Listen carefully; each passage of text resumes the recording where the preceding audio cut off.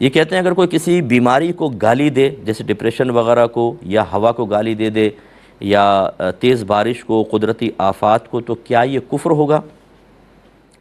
دیکھیں اس میں دو چیزیں ہوتی ہیں۔ ایک تو یہ کہ ان چیزوں کا آپ کو پتہ ہے کہ خالق اللہ تعالیٰ ہے،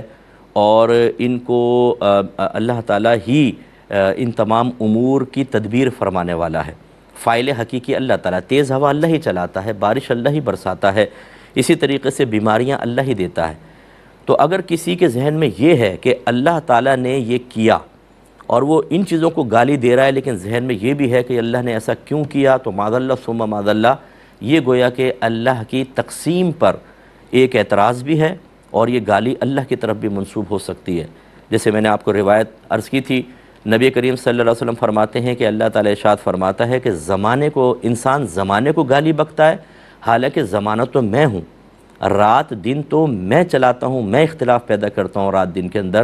گویا کہ یہ رات دن بدلنا ہی تو اللہ تبارک و تعالیٰ نا، اللہ نے سورج چاند مقرر کیا، اس سے رات اور دن بنتے ہیں بظاہر، تو فاعل حقیقی تو اللہ تعالیٰ ہے۔ تو اس حدیث کی روشنی میں اگر دیکھیں تو اگر خدا نخواستہ کوئی اللہ تعالیٰ کو ذہن میں رکھ کر پھر ان چیزوں پہ کرے، تو پھر بھی میں نہیں کہتا ہوں کہ وہ مرتد ہو جائے گا، صریح کفر ہوگا، لیکن اس صورت میں ضرور یہ کہا جائے گا کہ احتیاطاً تجدید ایمان اور تجدید نکاح کرو۔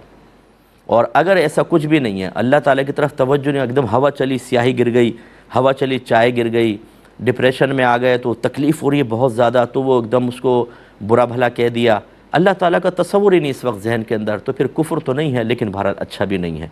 کیونکہ شیطان بہت تیز ہے۔ آج وہ تیز ہوا کو گالی دلواتا ہے، اور پھر خالق کی طرف توجہ لے جا کر